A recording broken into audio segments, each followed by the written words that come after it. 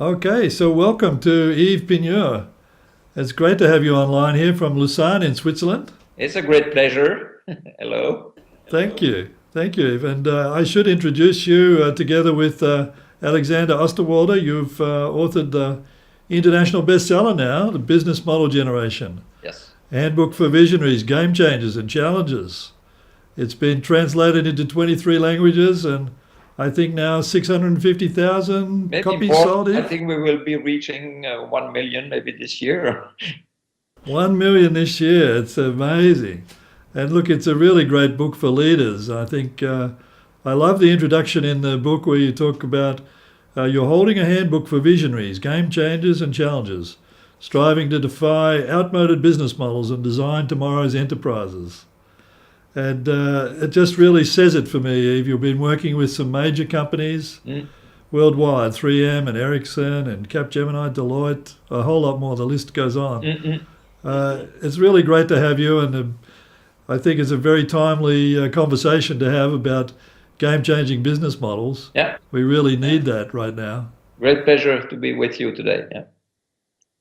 Thank you. And I'm just wondering if we start off, and so 3.5 years now, I think, since the book was published. Yeah. What have you learned since the publication of the book? I think initially, in fact, we developed this model with Alex mainly for startups and young companies.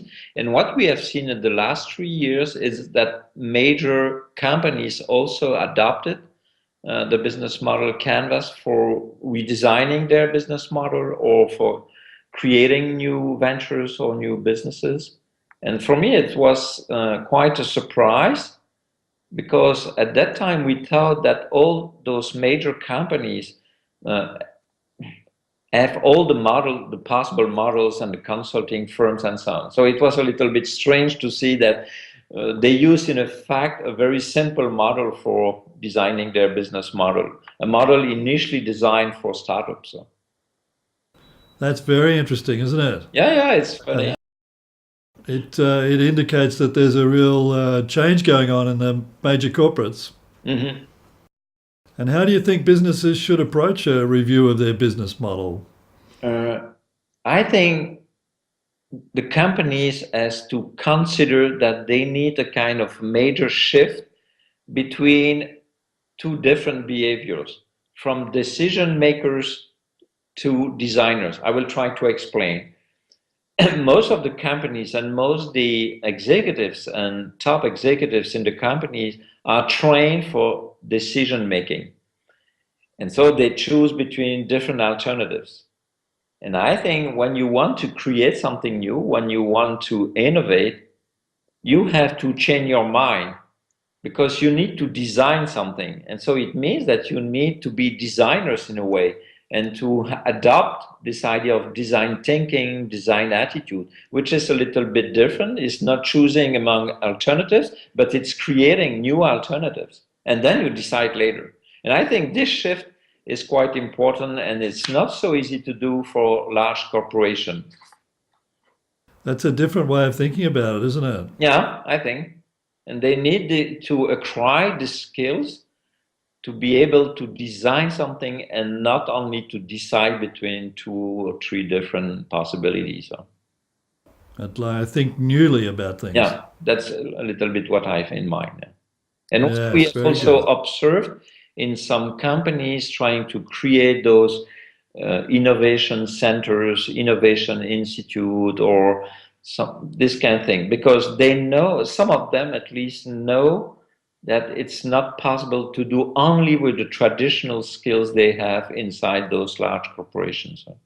Yeah, it really needs a rethink of management structures. Mm-hmm. And also it And means has there that been, for leaders, they have also to become in a way designers and not only decision makers. And I think it's a big shift. which is why I like the forward in your book, that really the job of the leader is to change the game. In a way, So it's that's the changing the challenge, game and isn't it? to be a Yeah. kind of entrepreneur inside Yeah. their corporations, if you want. Yes. And are there some significant examples of turnarounds, Yves, that you've seen since the book was published?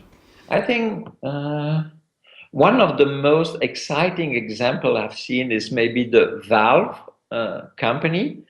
Valve company used to be a major software developer in the game industry, and progressively they shift from this business model towards a business model for which they are clearly world leader in game distribution. So they transform a company making games towards a company helping other companies to distribute games. And I think it was quite funny to see in maybe 4, 5, or 6 major change, they progressively switched from this game developing towards gaming distribution, if you want. I think it's Okay, one of the that's a examples radical I've change. seen. I've seen another one in Canada. It's called Rideau. This company used to be an award manufacturer, so it means creating some physical objects. A couple of years ago, they have seen that the Chinese companies are able to produce this much cheaper, and so they transformed themselves in a company which is now a major actor in recognition, employee recognition program. In a way, software company, if you want. Passing, going from a traditional manufacturing company towards a more virtual companies, if you want, or more software based. And I think it's a big shift. Interesting examples. Yeah. Yeah, yeah, okay. And are there some good examples of business models that are emerging that you see that are interesting? There are no recipe for success. So we have seen many different examples. We have seen some examples of companies having changed their business model, but it's always experimenting in a way, and some are successful, some are not. But I think there is no always successful business models. I think in business, and you know that better than me, there is no recipe to be successful. So it's a kind of you need to have different skills. The business model design is one of them, but also that execution is key. And so I'm not convinced that there is a general or generic answer to say, okay, this kind of business model is clearly a success. We could observe later, afterwards, that, okay, some are good and not. But I think the message for the company is they have to create by themselves a business model which will be successful during a couple of years, and then they will change again, and they will change maybe quicker than before to have something. But I'm not convinced that there, except some examples afterwards, you can say Valve is clearly successful. They changed their business model, and we have seen many others, but I'm not convinced that it's possible to reply this kind of business models is always successful. But what I've seen is there are some kind of emerging business models, and one of them is maybe in collaborative consumptions, such as Airbnb, Uber, and these kind of things, which is clearly a new way of doing business, which seems to be at least trendy, and we will see if they are successful on the long term. I think this kind of business model is emerging in different countries worldwide, with also some difficulties, such as, for example, in Europe, we have a lot of fighting against Uber, which is this taxi or kind of company, by the traditional established companies, taxi companies, and they try to find. It was the same for Airbnb in New York and some major cities where the traditional actors try to fight against them to say it's an unfair competition and this kind of thing. So we will see. But this kind could be an emerging kind of business model, I think. Yes, that's a very interesting observation. Yes. And this whole area of how before and after. So I don't know whether that's going to be a feature of the new book. I know that we're looking at the walls in your office there of the new book. Yeah. And will there be anything in that about these kind of before and after models? Mhm. Yeah, I know you're focusing in this new book on the value proposition part. Correct. We have observed in the last 2, 3 years that it's not so easy for company to define a good value proposition. And you know, which is in the middle of the canvas, of the business model canvas. And we have seen that it's not so easy to do it, to design this value proposition. And we are convinced that if you want to define a great value proposition, you have to consider or to project yourself in the mind of your customers and trying to uh, have a kind of good idea of what's the job they will do in your area, what are the pains, the gains, and try to consider that your value proposition will relieve the pains or create the gains or corresponds better to the jobs that he has or she has to do. And I think this kind of things could be interesting for companies, and that's a goal that we have given to ourselves to create this book. And we create a new canvas called Value Proposition Canvas that we tested in the last roughly 2 years. First at the university with students, and then during some workshops that we have done last 2 years.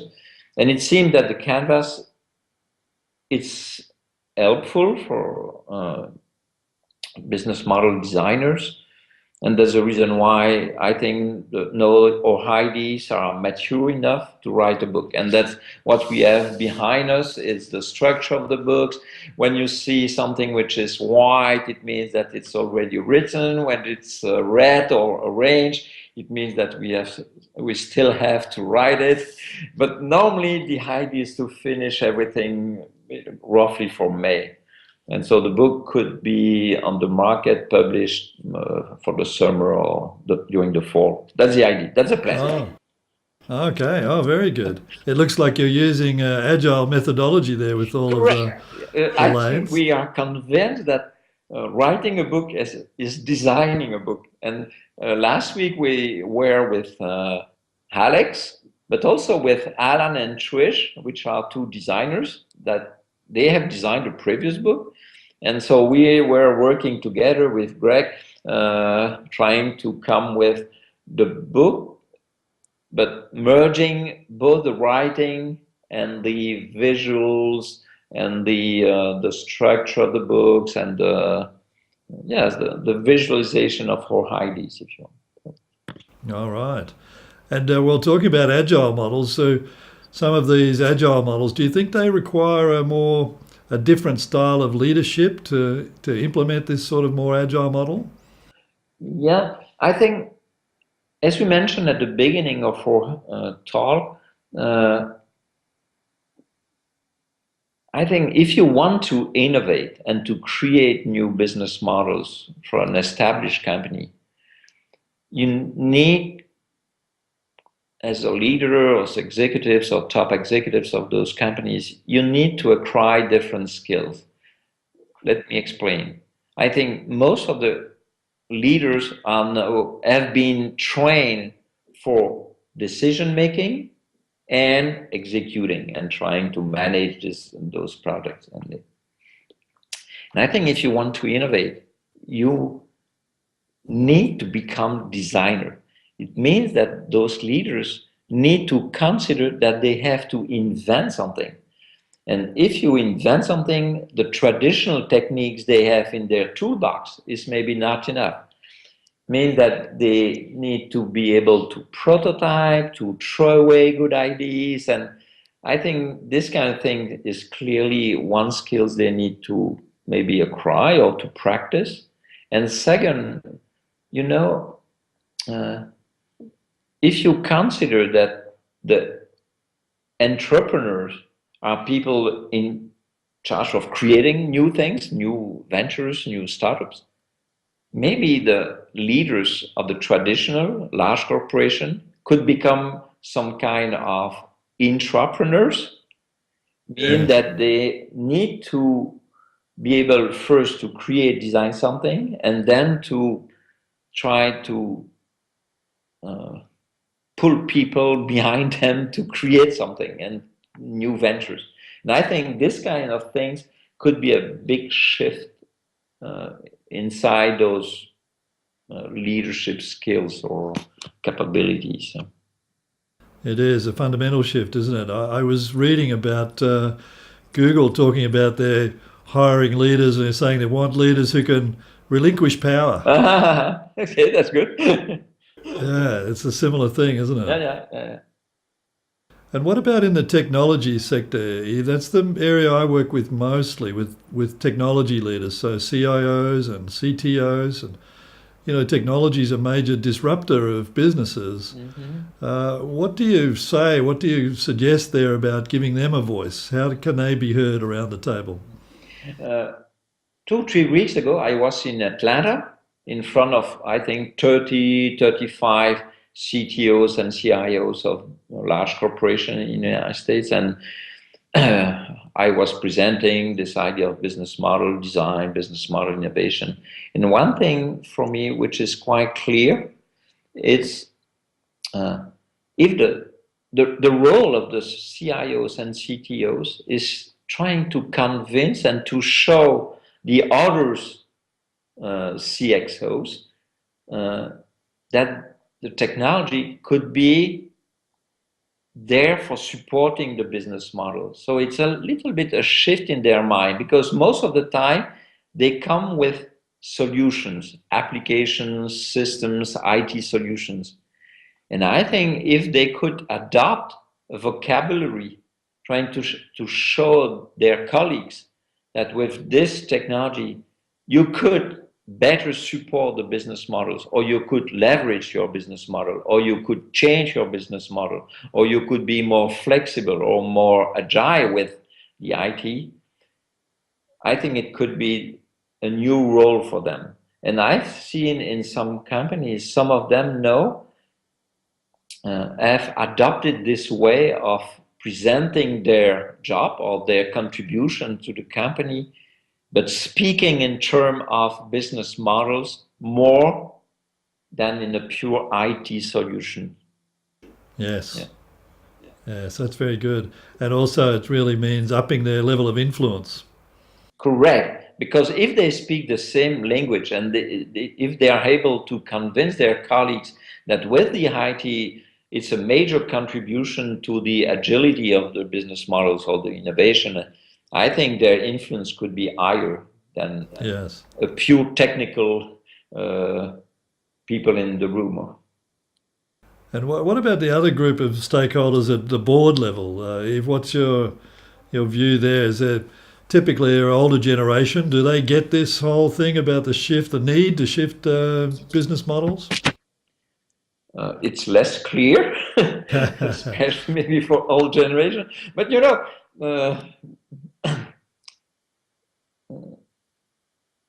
sometimes you have to consider that you could innovate, or you have to innovate just because of the pressure of the competition, because your business model has been expired.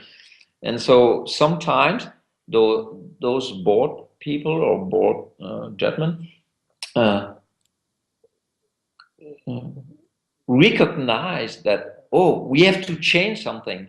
And if we change something without changing the vocabulary, without changing our way of doing, traditional way of doing, it will be very tough to change something. And so I think the role of the CEO and the executives inside of the company is also to, in a way, educate the board and to say, wow, it's time to change. And if we want to change, it means very often to innovate a little bit more quickly than before. And so we need to be able to change a little bit the mindset of the executives, the companies, but also the board of those companies. It's not something that you do from one day to the other. but I think it's maybe a trend that we have observed in some company which are maybe more aware of some others that they need to change something. And what's the best way? What advice do you have for CEOs to do that education of the board level? I think it's a way of convincing them that if we need to change and if we need to acquire some capabilities, for example, in innovation or design and design thinking, it means that we have to go back to school in a way and trying to have some kind of workshops or some activity to be just aware that there are some way of doing which are a little bit different than before, and maybe we could also acquire this kind of vocabulary exactly as they have changed in the last couple of years the way of making finance. And so I think in different uh, sectors of the general management, the business change over time. And one of them is design or innovation kind of things for which they could acquire something by workshops, maybe talk or lectures or a discussion between the top executives on the Yes, board. And I think it's, yes. That's a good and suggestion, we have seen really. that in many large corporations, even established one, because they have observed that their business model had to change just because the competition is different.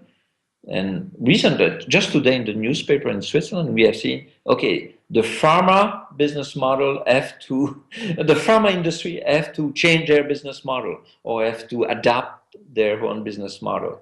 And the pharma industry is huge in Switzerland. And even them have recognized that they have to change some of those pieces and they have maybe to innovate and to create something, and for which maybe they have also to acquire the skills for doing it. Yes, that's well, on that point. So, which sectors do you think face the biggest risk of disruptive business models? It's maybe difficult to say because depending on the time scale, I guess all of them All of them, yes. uh, have to fight against some new way of doing so. But I think clearly the music industry was one of them, the Yes. movie industry, no, with the series, the pharma industry, I think, with the new way of. We have seen, we mentioned this concept, collaborative consumption. We have seen that even the classical uh, hotel industry have also some way of, oh, they have observed new competitors and new entrants coming in their games and in their sector.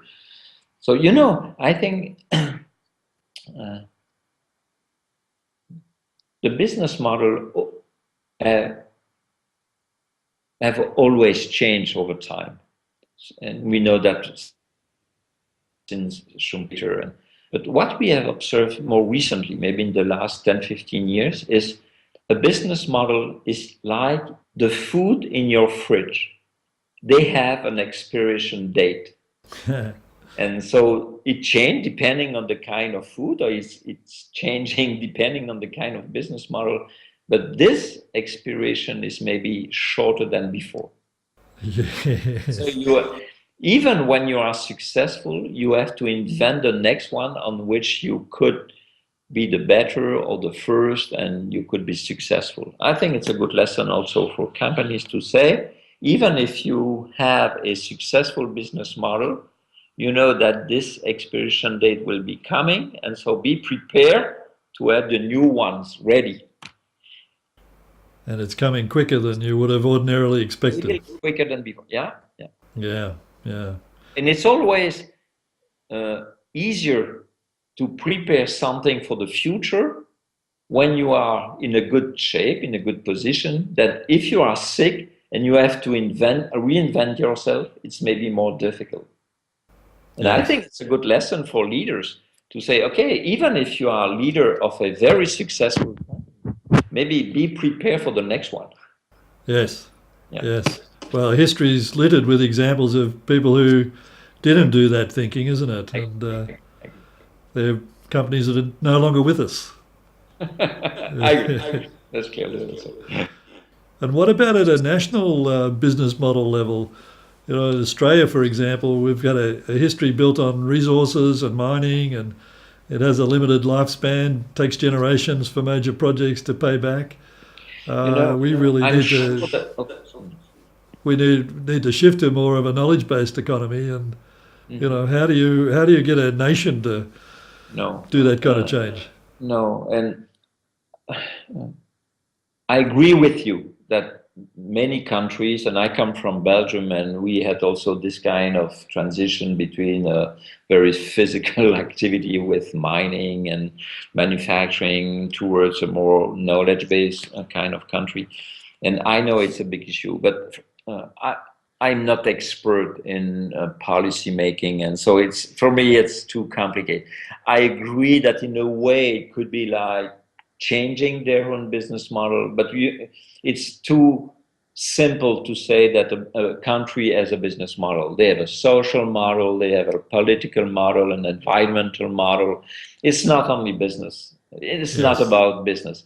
And so I prefer to say, okay, I agree that it's a big issue for country, but I think I'm not expert enough to be able to say something intelligent. Yes. That's a very good political answer. Uh, Maybe it's better that businesses do the adaptation. Businesses tend to be more nimble.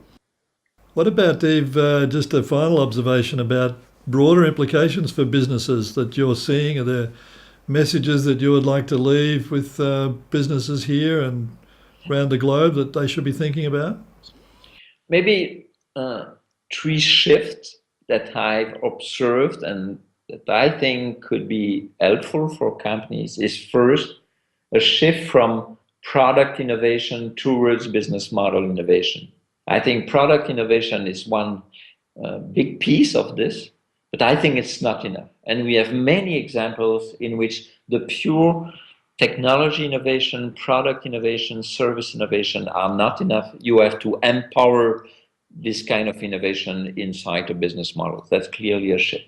The second shift that we mentioned during this interview is from decision making towards design thinking attitude. I think it's very important, and it's not so easy for companies to be able to prototype, to come with different alternatives, to throw away alternatives of their own business models, of their future business model. That's the second shift.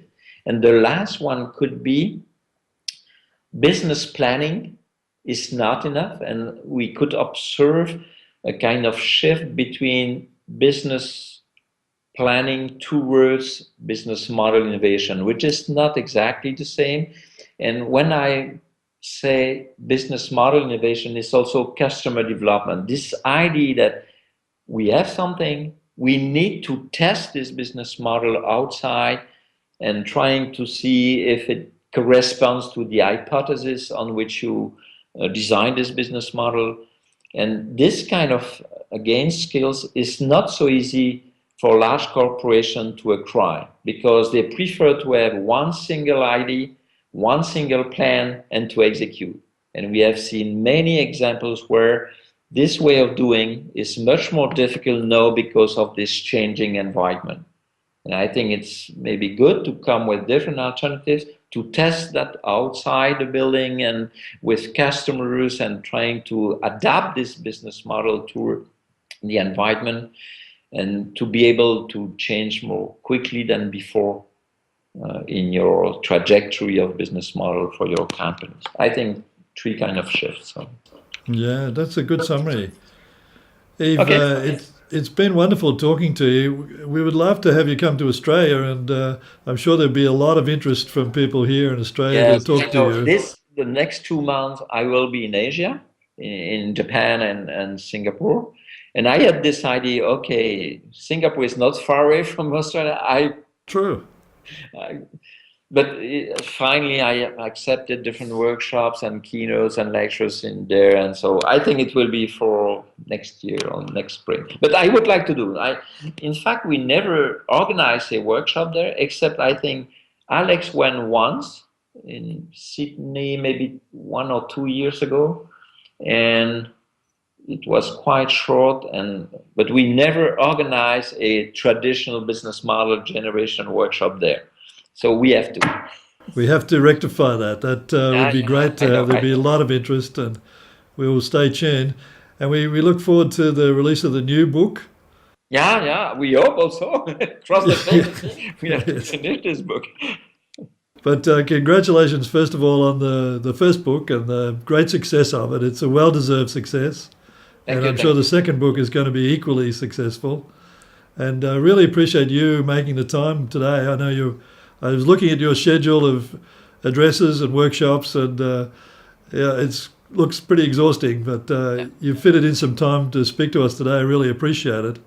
And it's very practical application of your methodology that's going to help a lot of businesses. So, Okay, thank you. and thanks for your Have time a nice today. evening and bye bye.